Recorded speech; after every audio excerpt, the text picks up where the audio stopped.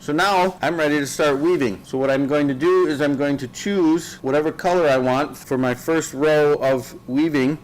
I'm going to choose this darker blue here. So I'm just going to pull a couple arm lengths of yarn. You don't want too much, and you can always add more or change color or whatever you want to do, and I'll show you how to do that in just a second. Place the yarn on your needle, and you do not need to tie the yarn onto the needle. As a matter of fact, you don't want to tie it on there for a multitude of reasons, because if you make any kind of mistake as you're weaving, it's very easy to slip this right off, fix your mistake, and then slip it back on. And when you're weaving, all you have to do is just pinch it right here at the base, and it's not going to pull through. So you don't need to tie it on there. It makes life easier. So your whole loom should be set up like this. This is the top front that you see here.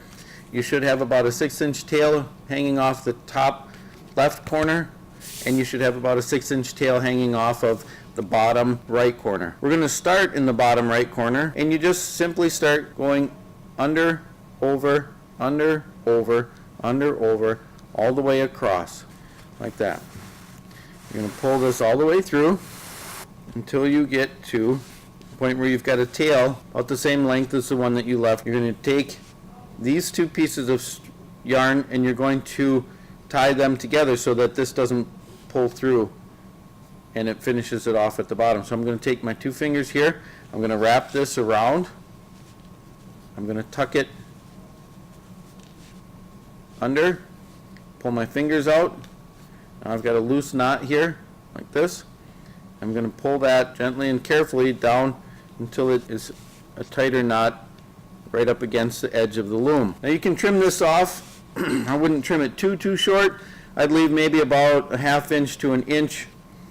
You don't want it too short so that your knot comes undone, but something like that will work out just fine. And every time you create a row across, you're going to want to do what's called beating in, pushing the weft against the previous woven row. So we don't have a previous one, but we want to have it nice and tight down at the bottom. Now you can use your fingers, you can use your needle if you want to push that down. I tend to just use my fingers. It works just as well to push it down so this good and tight along that edge there. If you don't have it tight each row, it's going to create a very sloppy, loose weave, and when you take the bag off of the loom, it's going to be real loose and floppy, and it'll have holes and so on in it. Now we've come to the edge here, and we're going to wrap around to the back side. So you always want to remember, if you are going over your last warp thread here, if you are going over this one, which we are, it's going over it, then when we come around to this side, we're going to be going under the next one. So we're going under this one, and then we just continue our over under pattern as we were doing before. I'm gently lifting these to make it easier to get the needle to go underneath. I pull this through, and then I beat it down so it's good and tight along the bottom here. Now I went under this one, so when I come around to the front again, I should be going over and then under and so on. So before I beat this down real tightly, I want to point out exactly what's happening here. So I'm going to pull this up just a little bit so that you can see. The whole point of weaving and what it is that you're accomplishing here is that you want to alternate going over and under each one of your warp threads.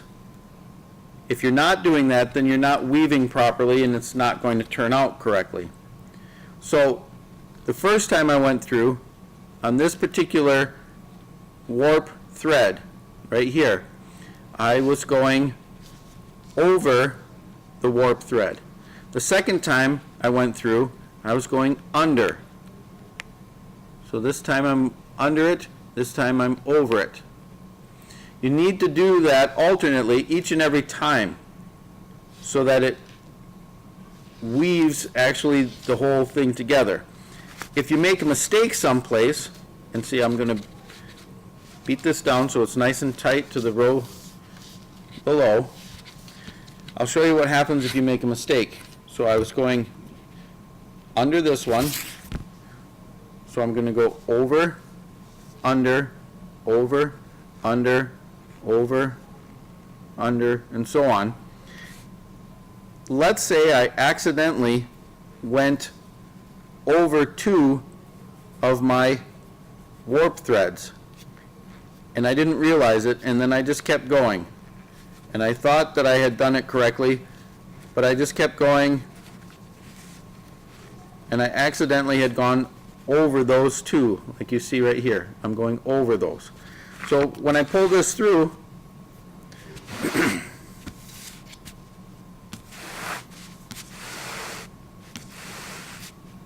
and I start to beat it down, I take a look at it, and something doesn't quite seem right. Over here, I'll hold it up here so you can see better. Over here, it's done correctly. You can see that I went over and under the alternating pattern. But all of a sudden, that's where I made my mistake. I went over 2, and now all of a sudden you see that there's 2 threads that are going under and 2 threads over, 2 threads under, and so on. It creates a different pattern. You do not want that to happen, because when you take your bag off the loom, if you did that, it's not going to be woven together, it's not going to be tight, it's going to fall apart on you. So if you ever see this happen where all of a sudden, wait a minute, hold on a second, I've got 2 threads next to each other, something's wrong, I made a mistake, you go back, look back to see where does it look like the weave is correct, where does it change? Oh, there's my mistake, I went over 2 of them. So this is where it comes in real handy that you don't tie your thread onto your needle. You slip that off, you go back to where you made your mistake, you pull this up, you slide this out, you're all set. You rethread your needle, and then you continue going in the over-under pattern that you're supposed to. So now I went under this one, I need to go over and then continue with my weaving pattern. Take a look, and everything is correct. And you simply keep doing that all the way up the entire length of your loom.